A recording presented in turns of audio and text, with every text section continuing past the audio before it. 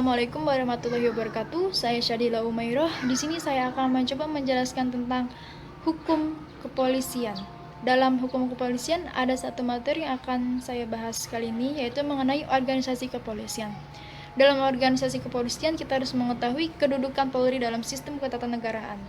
Polri pada saat dulu masih berada di bawah naungan ABRI yang terdiri dari 3 matra. Lalu muncullah era reformasi. Nah, di era reformasi ini terjadi banyaknya penuntutan sehubungan adanya hambatan proses demokratisasi.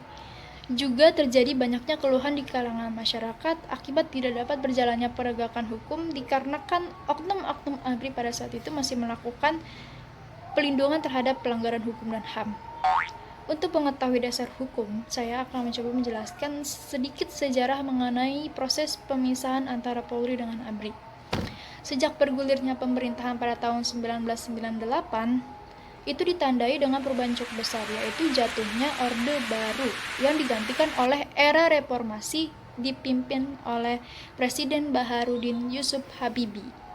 Nah, di tengah maraknya penuntutan dalam penuntasan reformasi, salah satu yang muncul adalah penuntutan tentang pemisahan antara Polri dengan ABRI pada saat itu. Di sini diharapkan agar Polri menjadi lembaga yang mandiri juga profesional, jauh dari intervensi manapun dalam penegakan hukum.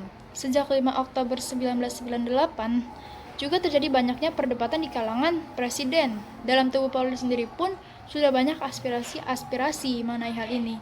Lalu disyaratkan oleh presiden dan direalisasikan dalam bentuk Inpres nomor 2 tahun 1999 berisi tentang langkah-langkah kebijakan dalam pemisahan antara Polri dan TNI pada saat itu, yang menyatakan bahwa Polri dipisahkan dari ABRI.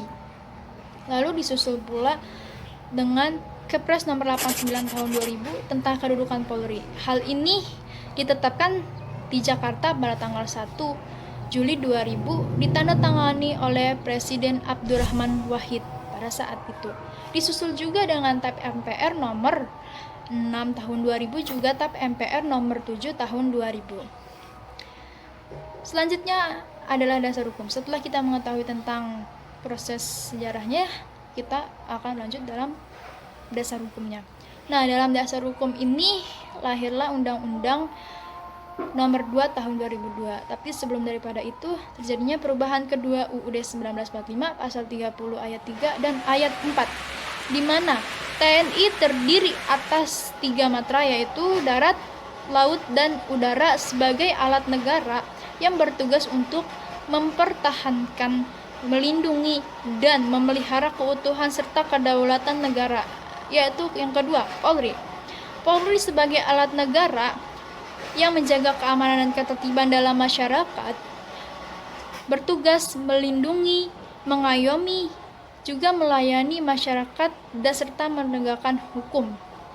Selanjutnya, Undang-Undang nomor 2 tahun 2002. Karena banyaknya tuntutan reformasi, juga diantaranya supremasi hukum, membawa implikasi perkuatan peran dan wewenang Polri sebagai criminal justice system, yang merupakan ciri-ciri masyarakat demokratis juga tertib akan hukum. Negara Indonesia sendiri merupakan negara hukum, bukan negara militer. Hal itu diisyaratkan oleh UUD 1945 yang jadinya menetapkan bahwa garda terdepan dipegang oleh Polri dan direspon oleh anggota DPR juga MPR pada tahun 1999 sebagai hasil pemilu. Dalam Undang-Undang nomor 2 tahun 2002 diperjelas dalam pasal 5 yang menyatakan bahwa Polri merupakan alat negara yang berperan dalam memelihara keamanan dan ketertiban dalam masyarakat, melindungi, mengayomi, memberikan pelayanan terhadap masyarakat, juga serta menegakkan hukum dalam rangka terpeliharanya keamanan dalam negeri. Seperti itu. Jadi setelah menelisik dari kronologisnya, yaitu Inpres nomor 2, Kepres nomor 89, TAP MPR nomor 7 dan nomor 6, juga Undang-Undang Nomor 2 Tahun 2002 ini sebagai tindak lanjut pemantapan kemandirian Polri tentang Kepolisian Negara Republik Indonesia. Sebagai paradigma baru dalam penyelenggaraan fungsi kepolisian yang berorientasi pada prinsip-prinsip supremasi hukum, demokrasi, hak asasi manusia, profesionalitas, dan lain sebagainya. Dan dasar hukum tersebut sudah jelas ya, ditandai dengan pasal 5 Undang-Undang Nomor 2 Tahun 2002. Selanjutnya saya akan mencoba menjelaskan tentang struktur organisasi. Struktur organisasi tersebut juga dimulai dari tingkat Mabes Polri, lalu Polda, Polres, hingga Polsek. Saya akan mencoba menjelaskan sedikit mengenai tentang dari tingkat Mabes Polri. Nah, struktur Mabes Polri ini terdapat 4 unsur pimpinan, tapi pimpinan yang paling penting adalah Kapolri dan Wakapolri yang memimpin di sana. Unsur pimpinan dalam Mabes Polri ini yaitu yang pertama ada unsur pengawas dan pembantu pimpinan. Yang kedua, unsur pelaksanaan tugas pokok. Yang ketiga, unsur pendukung. Dan yang keempat, yang terakhir ini adalah tingkat kewilayahan. Selanjutnya, Polda. Dalam struktur organisasi Polda, Polda ini dipimpin oleh Kapolda juga dengan adanya Wakapolda. Dalam Polda ini ada namanya Ditreskrimum, Ditlantas, Ditsabara, juga Ditintel, dan lain sebagainya. Dalam masing-masing ini juga terdapat banyak prosesnya, banyak bidangnya masing-masing. Selanjutnya tingkat Polres. Nah, Polres ini dipimpin oleh Kapolres juga Wakapolres. Dalam sistem Polres ini bukan Dit lagi sebutannya, tapi Sat.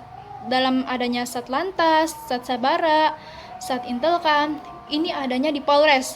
Selanjutnya Polsek. Nah, di Polsek ini adalah struktur organisasi Polri yang paling di bawah. Ada unit Propos, ada Sium, ada Sihumas, dan lain sebagainya.